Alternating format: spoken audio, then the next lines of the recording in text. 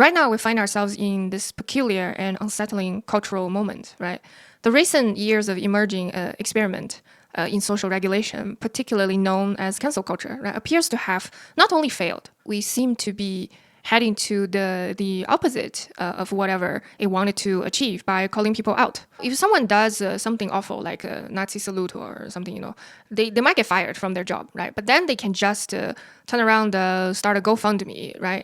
And perhaps making more money from their supporters than they ever lost. Now, the punishment doesn't stick anymore, right? So the mechanisms of public shaming are being converted into this mechanisms of fundraising and influence building within the subcultures. What's really happened is that all these extreme views that were once kept quiet now out in the open and on the right, right? There are hardly any rules left. People can just say whatever, right? So they can say the most outrageous things, right? Officially, right? And calling for violence. And it often just makes them seem more popular with their base. One side feels free to say anything, no matter how harmful, while the other side is still policing itself into, paralysis, right?